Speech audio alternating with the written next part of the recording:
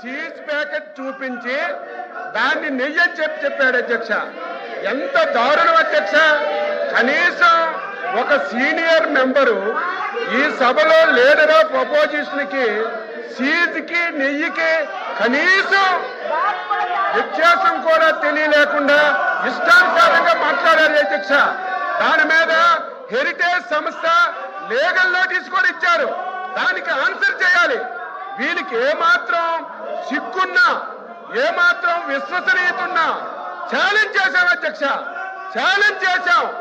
హిందాపూర్ డైరీకి హెరిటేజ్ కి ఎక్కడైనా సరే చిన్న సంబంధం ఉన్నా మీరు తీసుకురండి, చిన్న ఆధారం ఉన్నా తీసుకురండి.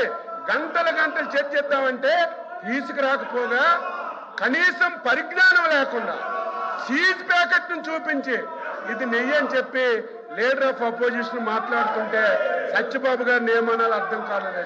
మీలా కాదు అధ్యక్ష.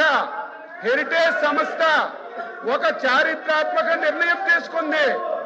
హెరిటేజ్ సంస్థ ఈ రాష్ట్రమే కాదు అధ్యక్ష, ఇతర రాష్ట్రాలు కూడా ఏ రాష్ట్ర ప్రభుత్వాలతో వ్యాపార లావాదేవీలు జరపకూడదని ఒక నిర్ణయం తీసుకొని ఆ సంస్థ ముందుకెళ్తుంది అధ్యక్ష. మీలాగా ప్రభుత్వాన్ని అడ్డం పెట్టుకొని డబ్బు దోసే కార్యక్రమం హెరిటేజ్ ఎప్పుడూ చేయలేదు, భవిష్యత్తులో కూడా చేయదు అధ్యక్ష. మీరు చూడండి భారతీయ సిమెంట్ పెట్టారు. ఆ సిమెంట్ ని ప్రభుత్వంలో హౌసింగ్ ఇచ్చి మొత్తం దోపిడీ చేశారు. కోట్ల రూపాయలు అడ్వర్టైజ్మెంట్ ఇచ్చుకున్నారు.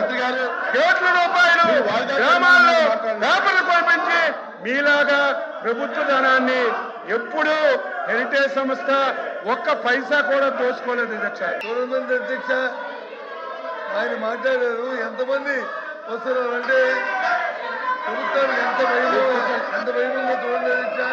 ఇవాళ మేము చెప్తున్నది ఏదైతే ఇందిరాపూర్ అనే సంస్థతో హెరిటేజ్ వెనక ఉండి ఏదైతే రాష్ట్రాన్ని దోచుకుంటుందో, చంద్రబాబు నాయుడు కుటుంబం ఏదైతే దోచుకుంటుందో దాన్ని చెప్తున్నాం.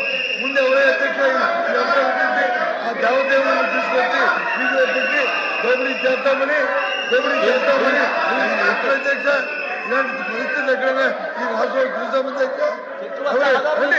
చర్చకి రండి.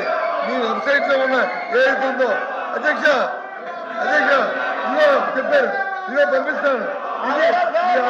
ఇది చూడండి ఎక్కడండి ఇది తాలూకా